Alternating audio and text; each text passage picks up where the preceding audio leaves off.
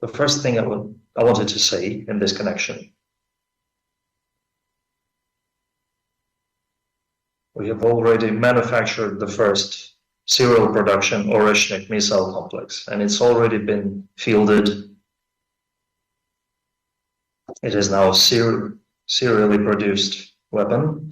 Number two, our specialists from Belarus and from Russia have selected the future deployment site, the location, and preparations are underway. So most likely before the end of the year, we will solve this. But I won't go into details here.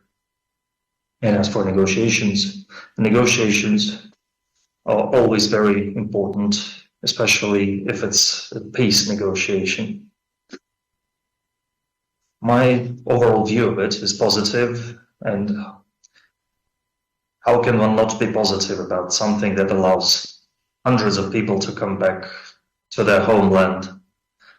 Out of humanitarian considerations, we gave the Ukrainian side thousands of bodies of dead Ukrainian soldiers and received back several dozens of our guys who sacrificed their lives for Russia. And of course, I think this is positive. And as for, well, disappointments on any part, I think all disappointments emerge from excessive expectations. That's the general rule. But to solve this issue in a peaceful way, there must be a solid communication in place, not in public, but quietly. And this is the reason why we suggested creating the three groups that you mentioned. Overall, the Ukrainian side's reaction was positive. We agreed that we can have these negotiations without any political noise, without cameras. These groups have not started their work yet, but in general, I repeat, the first response of the Ukrainian side was positive, and the statements of our common friend, Donald Trump, how we rooted for him to win. But this is not the way politics is done. If he wants peace, he must be careful in his steps. It's a military conflict, and you can't just go around giving orders to nuclear powers. This is ridiculous. I recently had a meeting with the Americans, some of Trump's close friends, and I told them to tell their presidents to be very careful in his steps. That's the only way to reach an agreement. Russia is looking forward to a peace agreement.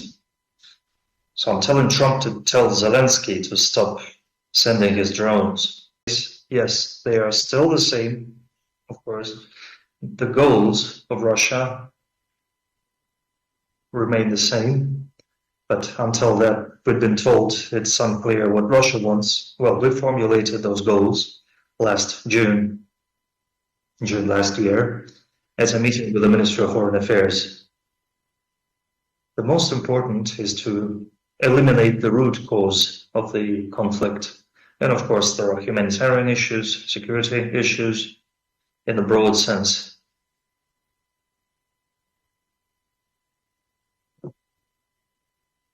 By the way, from the Ukrainian delegation, there was an idea that probably makes sense to be talking about the security of Ukraine and Russia in the context of the general European security. That was said by one of the leaders of Ukraine's delegation. And in general, I think this is correct. We share this position. And humanitarian issues, like the one of the Russian language, independence, and decent conditions for Orthodox Church and Christianity in Ukraine, all this in general must be discussed and serve as the foundation for a long-term, unlimited peace. And as for negotiations and President Putin's position, I absolutely support it. I think he's very right in saying that the negotiations are always in progress. The Americans used to fight in Vietnam very far away from their homeland, and they were in negotiations from day one.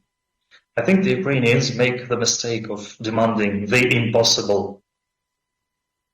What they say, it's all decided at the negotiations table. There can be turns and progressions, but I think those categorical demands the Ukrainians make, they are for the public. I think they speak a lot, but they don't want to do much.